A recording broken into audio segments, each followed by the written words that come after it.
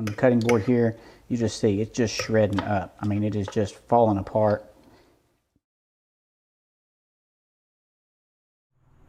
What is up, everybody? Welcome back to the channel today.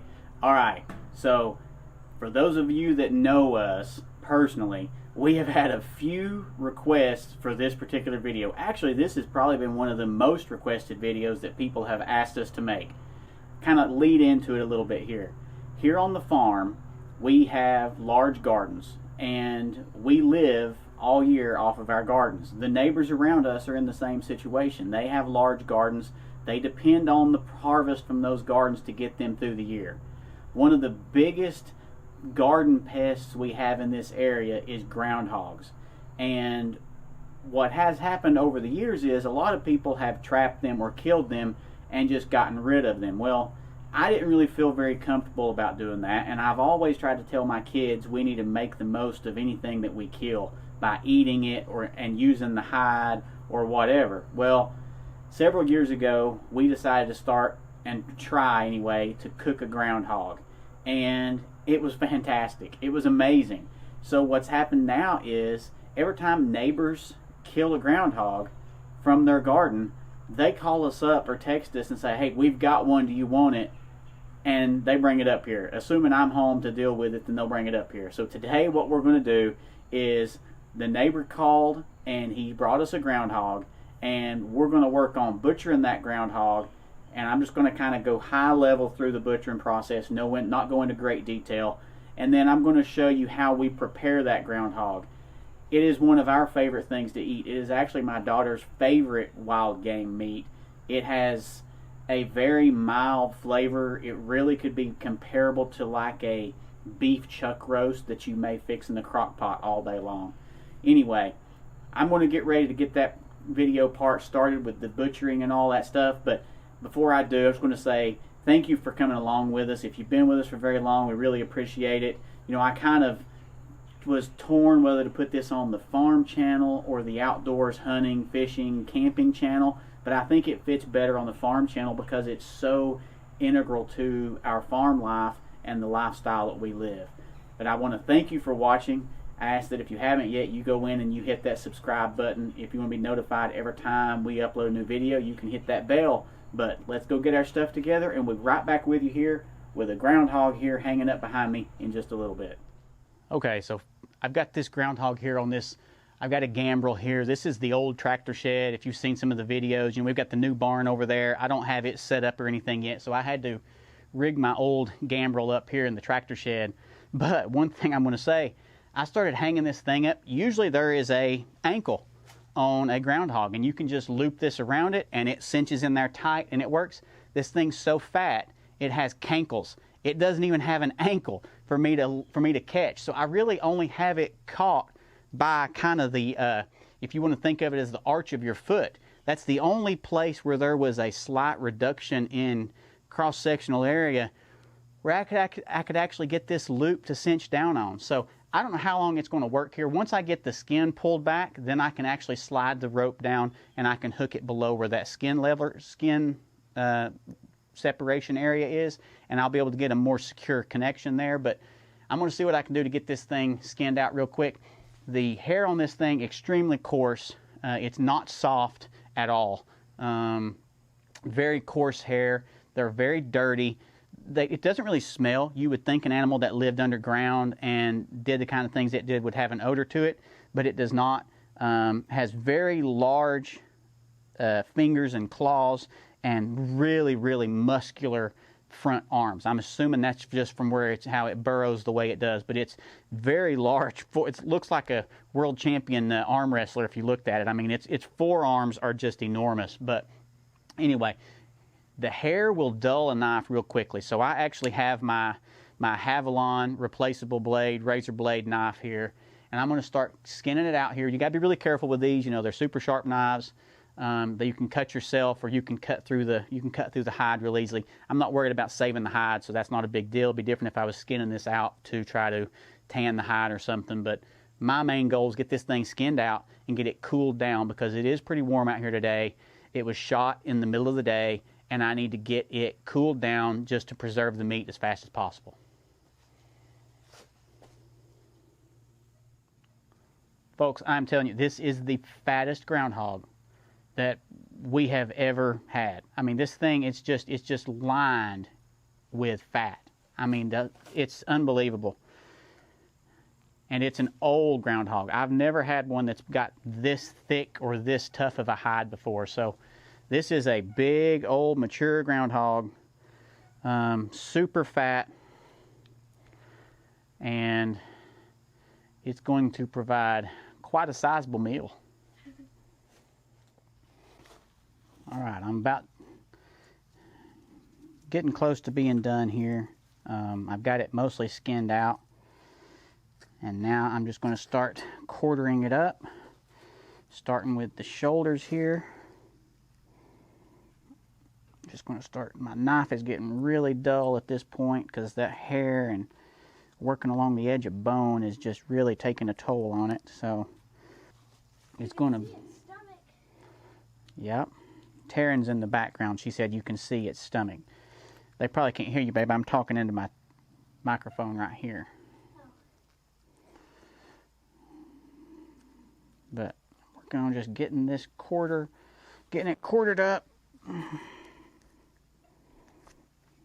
it really help if I had my other blades, but I don't, so it's fine. I'll be done with it here before long. So, all right. So first leg has come off there. I need to cut. There's like a gland or something right there. I need to cut off. I'll get that cut off. There, that's off now.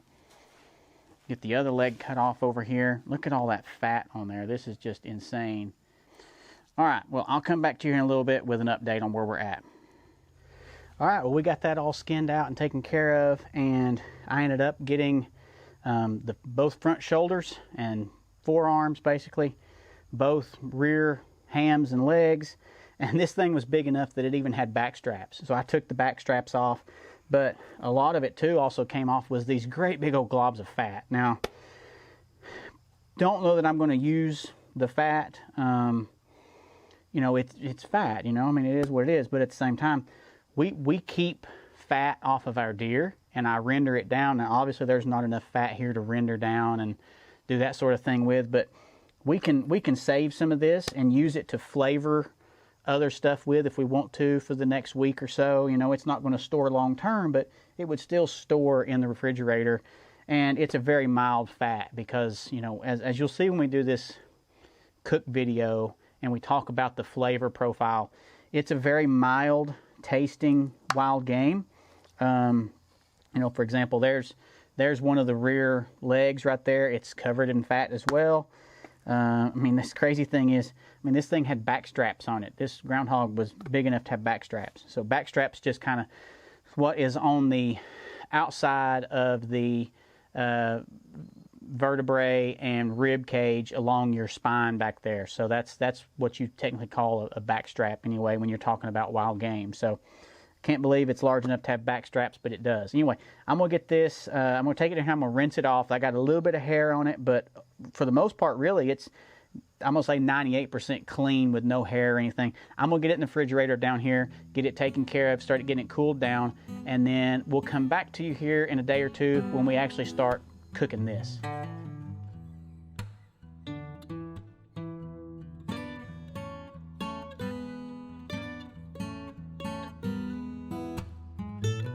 All right, everybody, we got the groundhog up here now. We've had it dry aging for I think 5 days.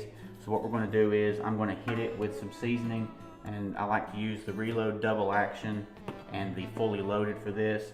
And then we're going to, for the liquid in the crock pot, we're going to use just a Dr. Pepper.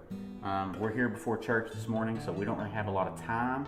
What I would normally do if we were doing this for dinner is I would fire up the grill, I would season all this, and I would char it on the grill really quick before I add it into the crock pot. It just adds a little bit of a deeper, bolder flavor to it. But doing it this way, the dogs think it's breakfast time. Doing it this way though, everything will work out just fine. So I'm gonna get this going, and then we'll see you back when we get back home from church. I'm gonna add that little bit of fat in there just for flavoring.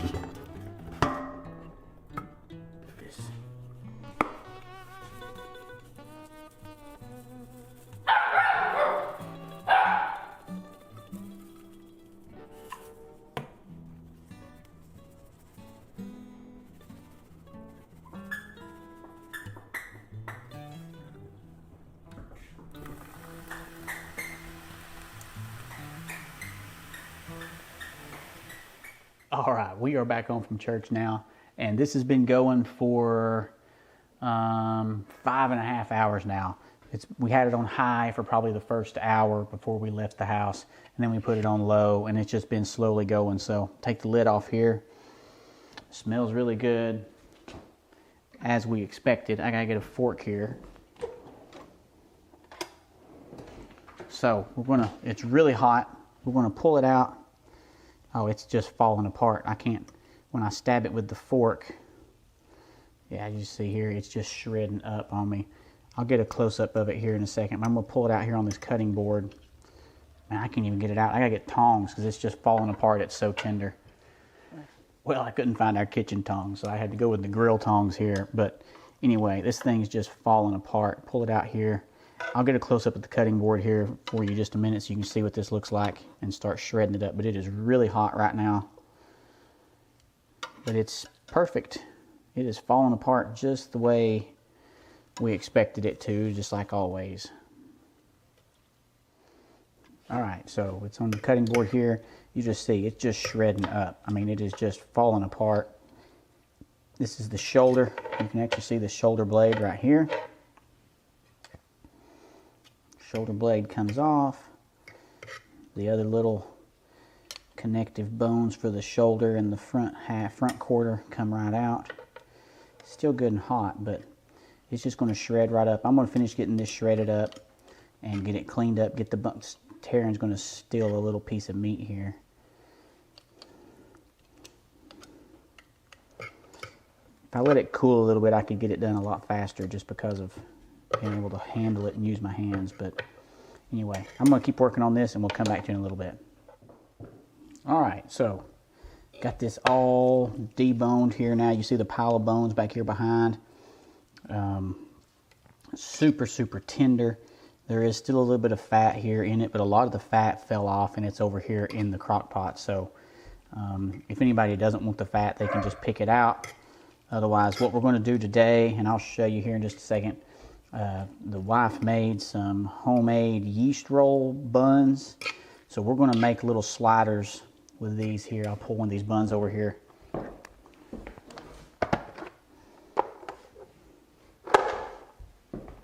So we've got these homemade yeast roll buns, yeast rolls that we're just going to slice down the middle.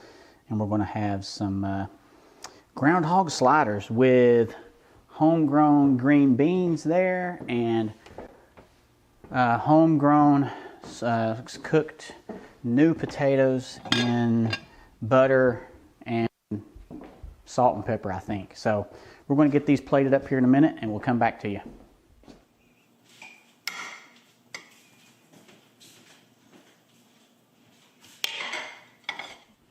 All right, we've sat down here. We've got our sliders made. We've got the homemade green beans and the homemade homegrown new potatoes. What would you call those? Just potatoes and butter? They're just new potatoes. They're just new potatoes cooked in butter.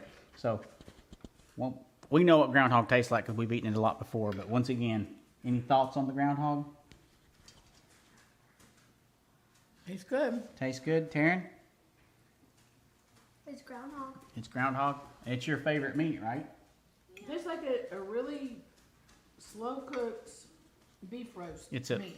like a chuck roast. Like a chuck roast. It tastes like because it's dark like a beef roast is, high in fat. If you get it late in the year like this, it does. It tastes just like a slow cooked chuck roast.